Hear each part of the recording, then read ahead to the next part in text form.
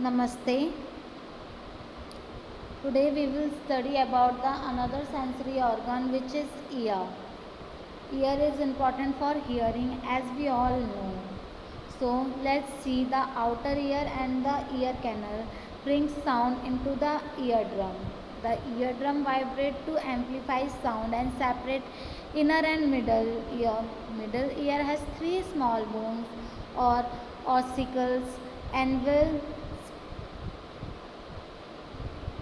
strum, steps, amplifies sound, small bone which vibrates sound. Then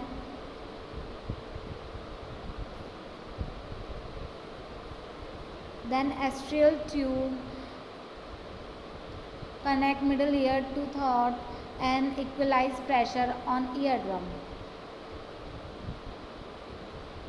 Cochlea in inner ear has receptor for sound and sends signal to the brain via auditory nerve. Let's see the process of hearing. Sound wave enter our outer ear and travel through your ear canal to the middle ear. The ear canal channel the wave to your eardrum. A thin sensitive membrane stretched tightly over the entrance of your middle ear. The wave causes your eardrum to vibrate. It passes these vibration on to the hammer, one of three tiny bones in your ear. The hammer vibrating causes the anvil, the small bone touching the hammer to vibrate. The anvil passes this vibration to the struck, another small bone through touch the anvil.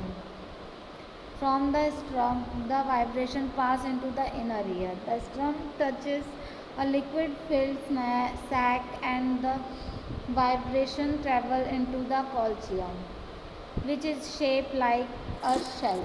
So you can see here,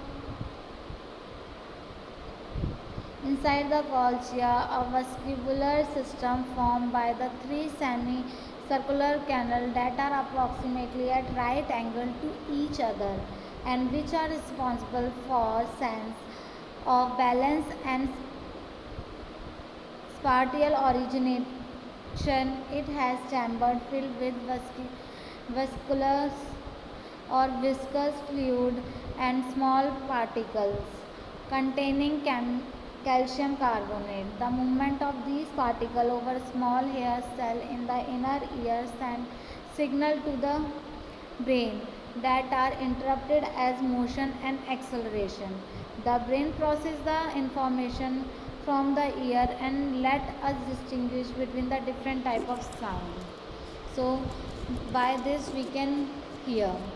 Let's see the ear equilibrium. Equilibrium is a response of movement of ear. Example, a cat land on its feet if dropped from upside down. Vestibular apparatus, the equilibrium receptor of the inner ear, divide into static and dynamic equilibrium. Static equilibrium when the body is not moving. Macules, receptor within the membrane sac of the vestibules that report to the position of the ear with respect to the pull of gravity when body is not moving. Each macule is a patch of receptor cell with their hair embedded in the autolytic membrane. Autolytic membrane, a jelly-like structure, contains ortholiths. Ortholiths, tiny stone made up of calcium salt that roll in response to change in the pull of gravity. Then otoliths move. They pull on the gel and this bend the hairs.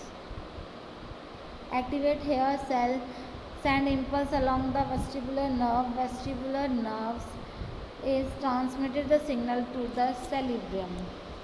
So dynamic equilibrium, receptor in the semicircular canal responds to the angular or rotatory movement of the head. Semicircular canal are rotated in the three panel of the space.